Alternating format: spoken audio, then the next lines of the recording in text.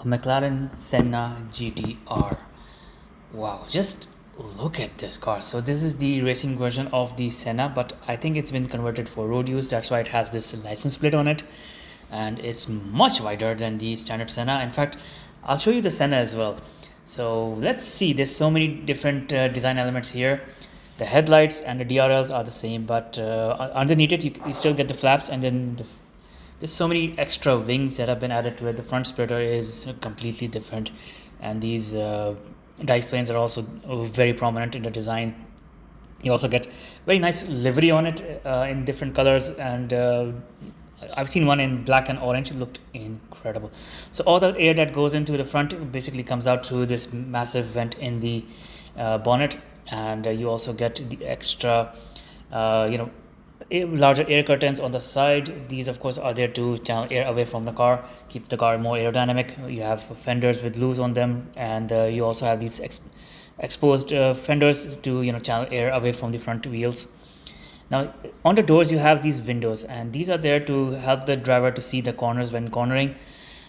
You have these vents here and here to let the air into the engine bay. I'm guessing they're also for the rear brakes. And then you get this really nice GTR logo on the side. Then you have this small border of this carbon fiber, again to keep the car more aerodynamic. And they've also tweaked up the rear wing, so it's a little bigger and wider. It's still fully adjustable, and then they've added this small blade as well. So what this does is basically keep the car as aerodynamic as possible. It helps to channel air as needed to reduce drag, to generate downforce, or help in braking, whatever. And then you can see that rear wing has been extended, and now it basically is connected to the rear bumper.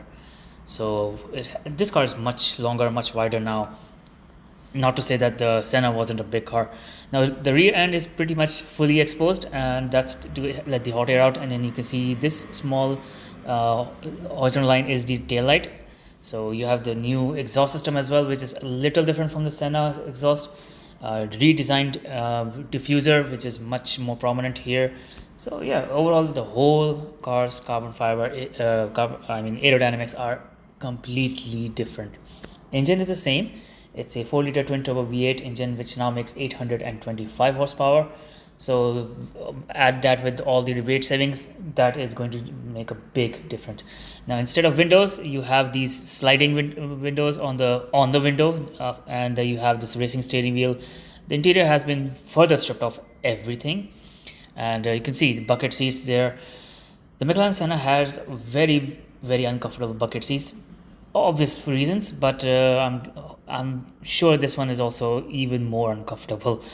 For a road car, the Senna, I wish I could get it with better seats. Anyway, the rest of the design is absolutely incredible. So only 75 of these cars exist. This is the second one I've ever seen.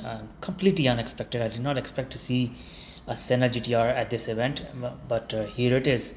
Now, if you compare it to regular McLarens, you can see that they are very different. They just look like MG cars in comparison. This 765LT looks incredible, but the rest, next to the Senna, they don't look that good.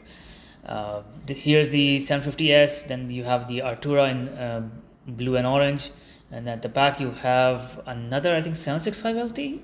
I believe it's a 765LT. It looks very similar to the 720S.